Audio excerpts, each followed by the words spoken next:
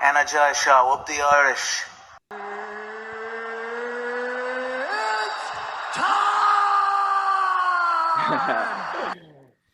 Okay, what's going on, guys? Welcome to a brand new episode of Energized, brought to you by Forged Irish Stout.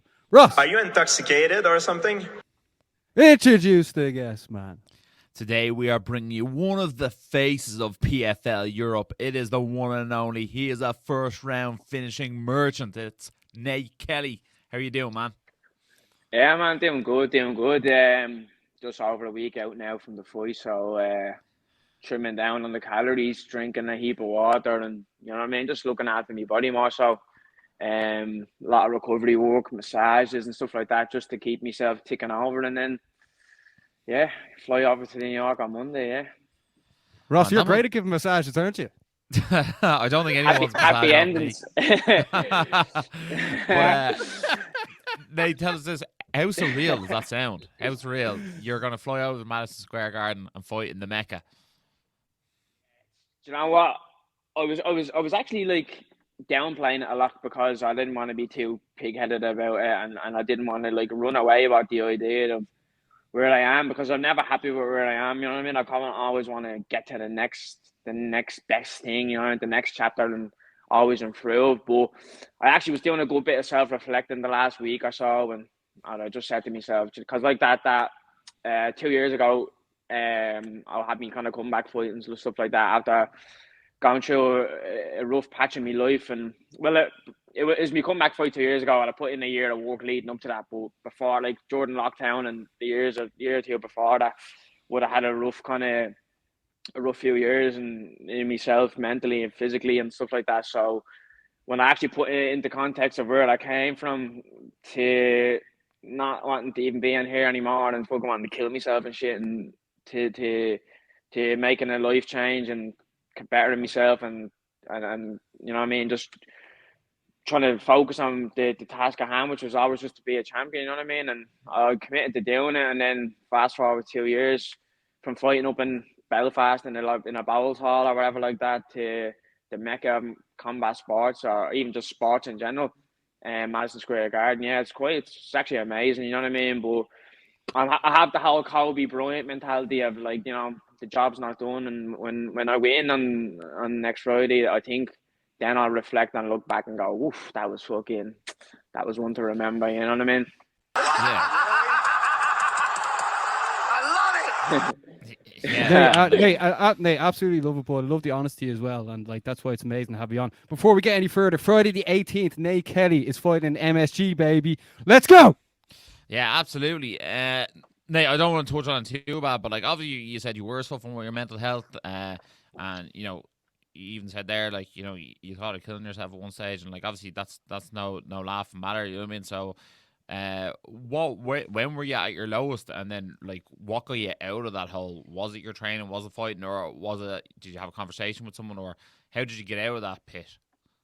I feel like what got me in the hole was, so obviously I turned pro. I lost my first two fights, and took them pretty hard. Well, the first one especially, I took very hard. For your pro debut, you lose it in it. I only lost ever by decision in my life, and I got TKO'd. And the build up to the fight, I did all the weight cut wrong, and you know what I mean. Over the course of 6 weeks, I was killing myself to make weight, and then I go out and lose and get embarrassed and face the reality of combat sports. You know what I mean, which is, you know, it doesn't always go smooth. I sat at home bleeding, eating Ben and Jerry's pizzas, takeaways, you name it, put on a heap of weight. Then I got a fight again, Pavel, in the 3 Arena, took that, lost by split decision, and was just so close to winning.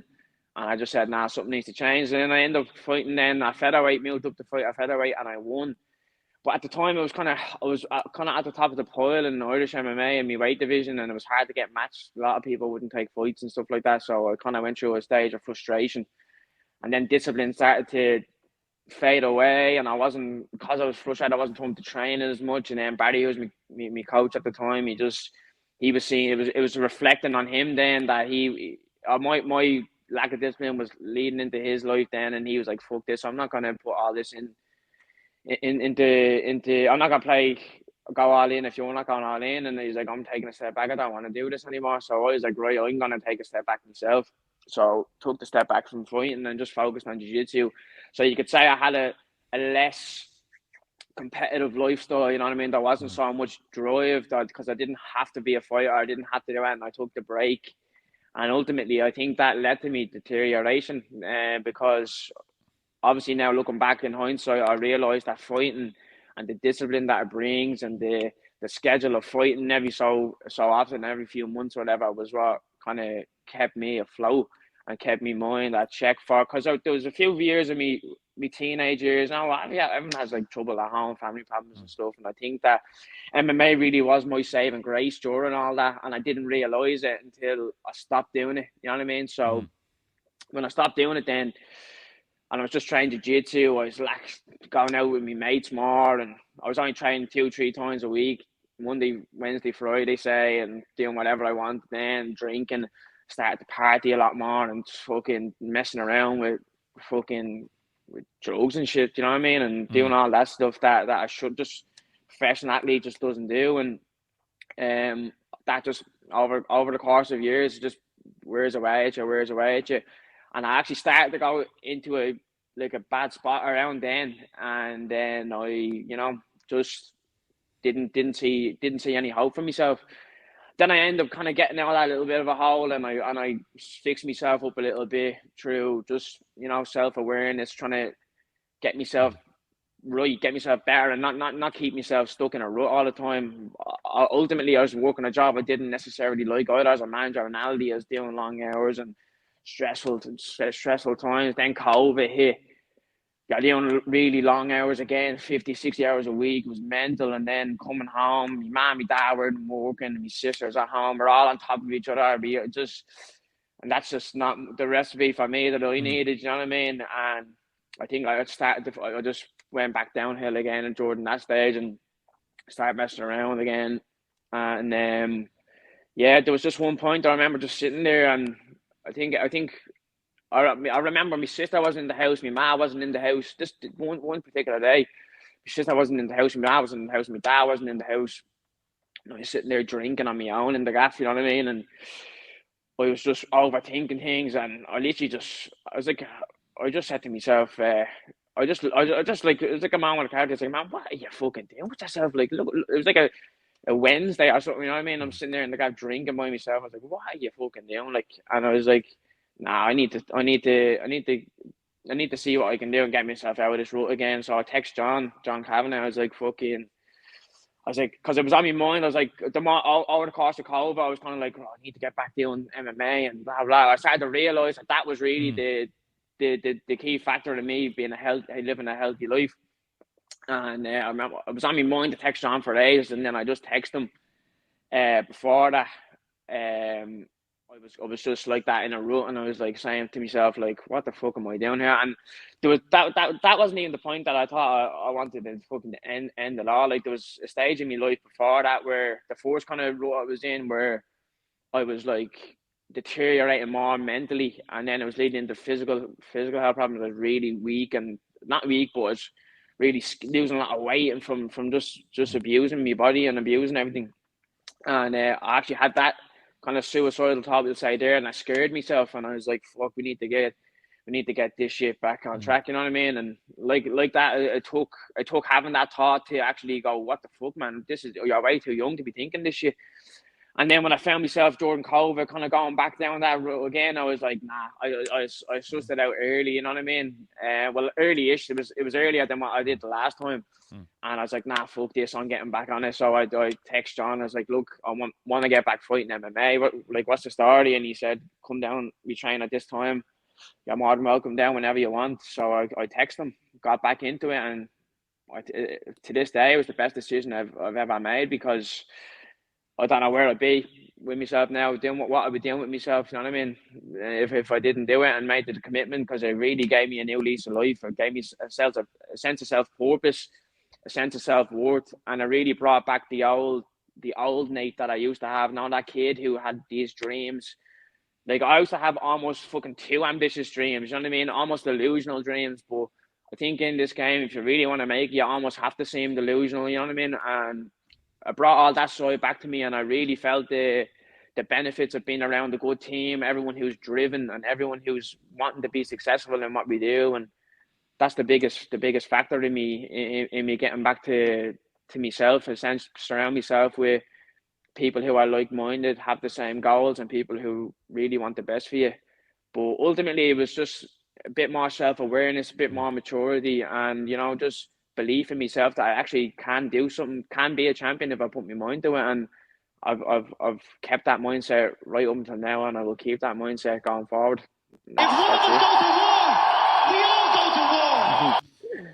Nate, that was absolutely beautiful, man. And honestly, like, you look fantastic these days. Like all the clips you've been putting out, like you look like a new man. You look like way more confident than, like, you're on a winning streak now, and I think everyone can see it. So, like, what you just said there was very emotional, and like a lot of people that tune in, like, are going through hard times, and they don't really know what to do, but they just brought it back to like, if they just bring it back to basics the way you have, I mean, who knows what you can achieve. Ross.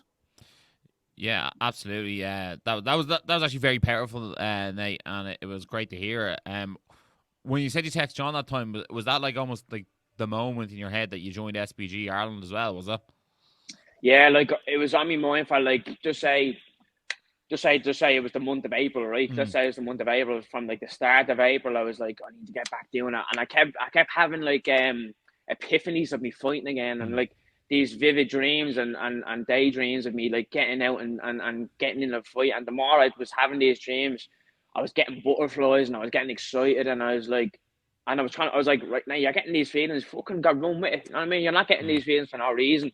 And then it was on my mind to text him for ages, and I knew I was going to text him. I just needed to get that day that I did it. You know what I mean? That I actually did it, and it was that day that I was sitting at home drinking fucking Jemmy and Coke or something on me by myself. Four-star stout. Yeah, 4-star stout. That'll be the next one after this fight. 100%. But drinking by myself in the gap, and I was like, you know what, man? I literally was looking at the glass in my hand. I was like, fuck this. And then I put it down, text him, and then it's literally switched. Like, it's mad.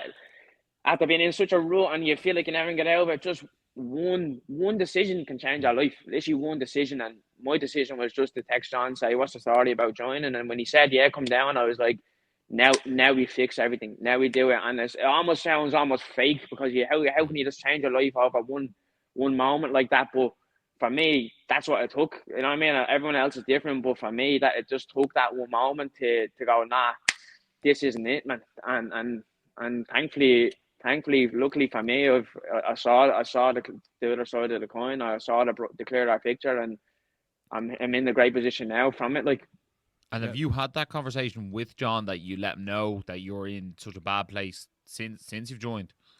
Nah, I didn't necessarily say it, because I wasn't looking for sympathy or anything like that. I know. But like, more when you got to a better place, did you go, you know what? When I actually first joined, I was in bits. Not even, because not that I don't like talking about it. I just like, fuck it, it's past me now. Like, why talk about the past? Let's just build on the future. Now, I'm obviously going away with him next week, so it's very rare that I have a long time with John. You know what I mean? So now I'll probably have a bit more time to discuss what state I was in before. Yeah. See us on the Energized show. Yeah, that's it. But I can have a bit more one-to-one, bit more of a human conversation with him about that, because I don't really like fucking. I'm not one to look for sympathy, boys, or look for attention through any of that shit. You know what I mean? I'm just like, fuck it. It happened. Let's just move on. You know what I mean? And I feel like some people almost thrive on using other people's sympathy for them to benefit themselves in life, and it's just not my buzz. So, like, now that I'm in a better state of mind, and I'm, you know what I mean, I'm not in that stage where I'm feeling sorry for myself or sympathetic for myself. Now maybe I can be more open about that, and we'll see. Now I'll probably have to chat with him next week. Yeah. Yeah, the only people who are being felt sorry for these days are the people who have to stand across the cage from Nathan Kelly come fight. Yeah, yeah, that's right. And people who listen to this show. Yeah, exactly. Yeah. So I suppose that you said let's look towards the future. Obviously, you know, we'll we won't go too far back in the past, but obviously this run with PFL, obviously you were in Bellator, then you fought in Centurion, now you're in the PFL. This run with PFL has been absolutely epic. I feel like they've shone a great spotlight on you. You have the likes of Sean O'Connell, Dan Hardy, Kenny Florian, Ray Sefo. They're all singing your praises. Like, they're all doing it on camera as well, which is great to hear. What's it like when you hear names of that ilk speaking so highly of your skills and your abilities? Yeah, it's nice, man. It's nice to know that, you know, these lads who have been there, done it, they respect your skills, they respect you as a person, and they respect the patch you're on. You know what I mean? I think it's uplifting. You know what I mean? It's uplifting in a way, especially when I actually fought in Cardiff against Ben Ellis. There was like an after party after, and with PFL they brought everyone out to dinner, like a winners dinner, we'll say. And I got rocked up a bit late, and Kenny Florian was there. Everyone was there, but I walked in and it was like mental. It was really busy. I was kind of just looking around, going, "What the fuck? What's going on here?" Like, Kenny Florian seeing me coming in, he's seen I was a bit like flustered about like what's going on here, and he actually shouted out. He's like, "There's Nathan Kelly right there. Come on, sit down beside me." So he sat down, but kept the seat for me, and it was like something out of a fucking a film. I sat down next to him. Pete Murray, the CEO of the company, comes up and goes, anything you want to eat or drink is on the house. They put a table in front of me. They put a tablecloth, cutlery, plates, everything. You know what I mean? It was just whipped down in front of me, and it was just all within a matter of like 10 seconds. It's like, sit there next to Ray, have a bit of dinner with Ray, and blah blah blah. So I was kind of like, what the fuck? And then Kenny was talking to Ray about my aspirations, and he was telling me about the company, and that's all in my hands to be a champion, and it's not up to anyone else. It's up to my work rate and my determination. And then I was sitting next to Kenny then and talking to Kenny about life and getting some life advice and tips around the sport from him. And he's fucking sound, boys. Outside, I have a great time for him. Even after my last fight in Florida, he was so busy with the production team and blah, blah, blah. I didn't even get a chance to have a chat with him. And like a few days after I went home, then he took his time out of his day to text me personally on Instagram and basically said, "Sorry, I didn't get a chance to catch up with you." And he just went through a lot of points in how much I improved from my last fight and my demeanor, how much my demeanor looked different and how calmer I looked and blah, blah, blah. And then he just put a little quote of like, it was some quote from like, about the way of being a warrior and blah, blah, blah. And I fucking really appreciate that a lot, you know what I mean? Because like, he didn't have to send me a message. It was like 2 or 3 days later, the fact he was even still thinking of me to send it, you know what I mean? I was like, that goes a long way. They're telling on me, man, only Kenny Florian text me. telling on me, mates, you know what I mean? Me and Kenny are like that now, you know what I mean? But now it's nice to know that these lads who've been there, done it, they've seen a lot of faces, they've seen a lot of people come and go, that they're respecting me as a fighter and how I handle myself inside and outside the cage, and ultimately that I'm going in and beating these lads in a manner that, you know what I mean, is impressive. So yeah, it's great to know that they have such high regard for me. Like, yeah, absolutely. And I suppose with the PFL, I suppose everything is sort of season based with them. And I know the featherweight tournament is sort of going on as we speak. I think we're at the finals now. But is that where you want to be next in the next season? You want to be in the $1 million tournament with the likes of Brendan Loughnane and those lads in there? Yeah, I want to be there now. I signed a 5-fight deal with them initially. This is going to be my third fight with them. So I have 2 more. So I'd like to be on the Dublin one in December, and then maybe get back on that Challenger series again in Florida and win that. And then that'll be the last fight in my contract to then lead into the season then next year. That's what I have in my head, what I'd like to happen. Whether it happens or not, it's out of my control. All I can control is winning each fight and making the opportunities come my way. So that's what I want to do. I feel like by the end of these fights, I'll be ready for it. I feel like I'm ready for it now. Anyway, you know what I mean? I feel like I'm at a high level anyway, and I feel like I'm on a good run. But ultimately, I'm gonna get this contract done with, like I said, 3 more fights, 2 after this next one. Rock them out, get a nice fight in the 3 arenas, fucking pack out the place, have a good crowd, show PFL how much I'm worth to them in Ireland, and sell loads of tickets and bring in a good bit of revenue for them, and show that I'm a good asset to have. And then, you know, win that Challenger Series contract again, hopefully get to the final and win it this time, and then go in and show what I'm about and try and earn $1 million then next year, you know what I mean? Yeah, the fright and pride of the north side. Forget about that south side crap. The north side. That's what I the never three mind really them, is. lads. Yeah, but like I suppose the Irish contingent is ever growing in PFL as well. Like we've seen Miles Price fight the likes of Jeremy Stevens and Anthony Pettis. I know he was unsuccessful, but like great to see him in there doing that. Like obviously now Franz Malambo's on the European Series tournament. He's already in the semi-finals, as is John Mitchell and Dylan Tuke. So like there's plenty of Irish that are knocking around. Obviously your path seems to be somewhat different to them, and I suppose that probably is maybe down to the way the guys see you. Do you feel like your style and like the presence you bring and like the fact that you're knocking people out and submitting them in the first round, and sometimes you're doing both in the one fight, do you feel like that's actually make a difference, and that's why you're on a card like an MSG as opposed to on a European series? I think so. Like, and I'm gonna be fucking arrogant in one way that like I was told I was gonna be in this featherweight European tournament and my fight in Cardiff was to basically solidify that. And I think I went out and smashed up Ben Ellis in such a way that they actually said, "Look, I think we found that featherweight that we want to go into the tournament." That's personally what I perceived it as. Whether that's true or not, I don't know, but that's what I perceived it as. I thought they said, "You know what, this guy is shit hot. I fucking handled myself well on fight week." I had a meeting with the commentators like Kenny, Sean, and Randy Couture before the fight, and they're like, "What do you think of getting on the ESPN slot?" And I was like, "Lads, you probably think I'm talking shit, and I know I can say all these words, and it only matters that on the night when I show up, I'm gonna go in and smash this lad up just because he was after giving me this opportunity." Is like he's probably gonna crumble under the pressure. Some people when they're under the big lights and when the lights are on them and it's a big event, they crumble. But it's like I rise to the occasion all the time. I feel like I actually and I said in an article, I feel like I'm meant to be here. I go, so I'm gonna go out. I'm gonna beat the brakes off this lad and prove it to you. So it's like he's can take me words for face value, whatever you want. I can talk as much shit here to you as I'm just going to show you on the night that investing in me, because I was meant to be fighting after the main event in Cardiff, and then there was a few pullouts and they gave me the opening card slot of the main card there as well. And I was like, look lads, thanks for the opportunity, and I'm going to make it worthwhile giving me this opportunity and show that it was worthy.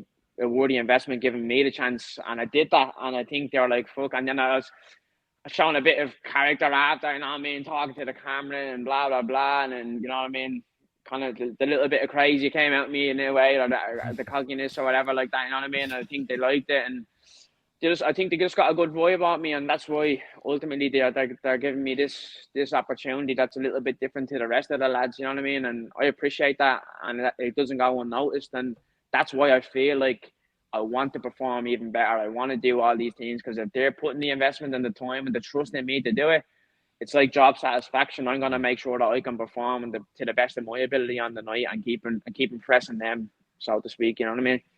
Yeah. Well, they also saw the amount of interactions you were getting that night as well. Like, I mean, we know for sure at the end of 2020, the end of last year, we did who's the best pro male fighter of the year, and like you won it by like a landslide, and there was loads of people in there from Reese McKee's to Ken Lochran's to Ian Gary's. Like you won it by a landslide, so it goes to show the support you have as well, and the support you had online as well. They're like, look, this fella, people want to see this guy. Yeah, like I'm very grateful that I had the support I have, in fairness, because I'm like the kind of, I always saw myself as like the dark horse, the one that no one really knows about, but I always, even on the reason, I always felt like I was the best athlete. I just felt like I didn't have the as big as a platform to show it, or else maybe my social media game lacked a little bit, and I didn't really publicize myself as much as I should have, and that was the reason why I was kind of faded away into the back behind all the lads who are better at it. You know what I mean? But I always felt like I was at the top of the pile in regards to that anyway. So it's nice to know that some of the people around are seeing that, there is a good bit of talent there and there's a good bit of skill there from me. And like, I feel like I'm one of the best athletes to come out of this country regardless anyway. And like I said, I can keep saying all this shit, but each fight I'm just going to keep showing it. Each fight I'm going to keep showing that my skill level is very, very high. I'm adaptable to any opponent, and I'm I'm well drilled in every single position. If it's striking, wrestling, jiu-jitsu, whatever, I just have to show it on the night, show it each fight at a time, and it's only a matter of time before people realise that fuck, this kid is actually one of the best, and the one is really, really legit. You know what I mean? And one more for the bad guy. No, yes, absolutely. You know what I mean? I think it was one of those things, Nate. Like, I think first time we had the proper look at you is obviously when you fought Chem. Like, obviously I'd seen you before, but we're like, right, well, this is a good litmus test. You know, Chem I think was 6-0 going into it. Yeah, he was undefeated. Very highly touted going into it, and then like you won the first round, and then like I think when you fought in Bellator, then you're fighting Scott Pedersen. I mean, he might not have the best record on paper, but he only fights like really tough guys. And then you went out and beat him, and then we saw you fight Ben Ellis. What's it called in your first PFL fight? He was 4-1, and like he was 4-1 on cage warrior as well against like. Yeah, I genuinely thought he was going to be the toughest fight in my life because he just looked like an absolute warrior. He had some heart, and he was a grindy, gritty fucker, and I was like, me and Dave was like, oh, it's gonna be a 3-round war there, probably. You know what I mean? The fella just has an iron chin. But, yeah, and like in his back garden, basically, yeah. Like, and I think you are probably the biggest unknown in Irish MMA at the moment. Not that people don't know who you are, as in like we actually have no idea what your ceiling is. That's what I'm getting at. Like every time you've stepped up a level in competition, it's been the same result. It's been you've absolutely blown through them. So I'm sitting here watching every single time, being like, right, like is this guy across the cage going to give him the challenge that he needs? And like it just hasn't happened yet, which is crazy to see. But like that's what makes it so exciting, and that's what makes you must see TV. Yeah, like I literally feel like I'm at a certain level, and no matter who steps across that for me against in that cage is like I cannot, even though you have to have respect for the opponent and you never take them, I just feel like I cannot pass up my skills to make them seem somewhat better in a way, you know what I mean? And I feel like when I fought Scott Pedersen, I kind of did that. I kind of respected him a little too much. And because obviously he actually had more fights than I had, like across amateur, like if you mix amateur and pro, like he fought way more experienced competition through all the IMAFs. And I kind of respected that a little bit. I was like, right, this lad's been there and done it. And I actually held back on my performance a little bit. The killer instinct in me wasn't there because I respected him a lot. And I rocked him early. I could have probably finished him 1 or 2 points in the fight. And after the fight, I was like, never again am I showing someone that much respect that I'm actually going to hold back my own skills.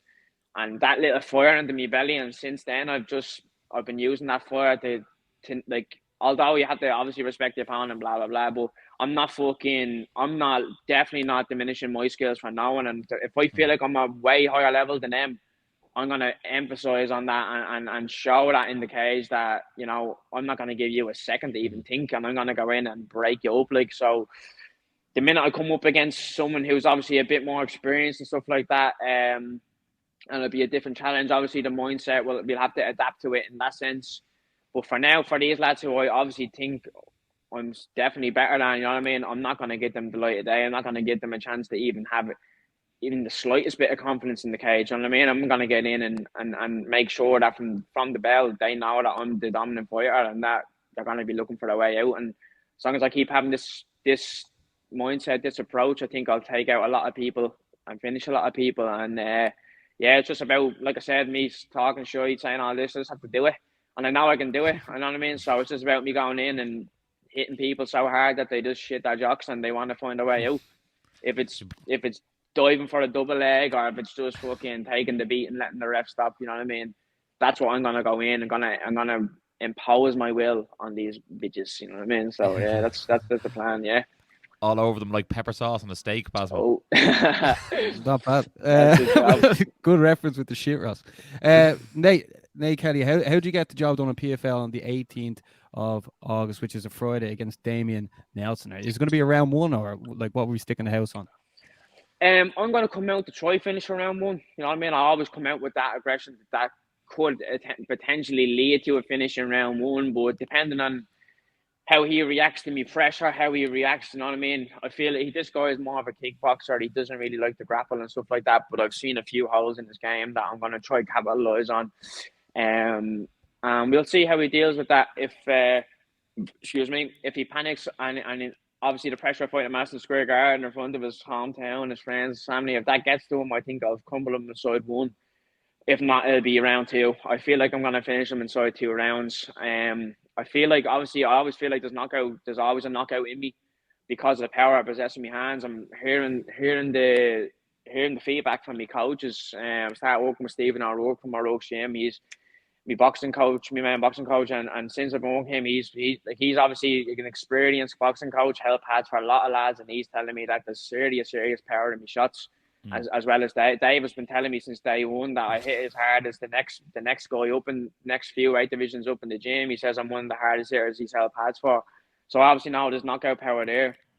So it's about me using that to make him basically panic, and then see what way he reacts. If he tries to grapple, that's my game. I'm a black belt in jiu-jitsu. I'm a serious grappler.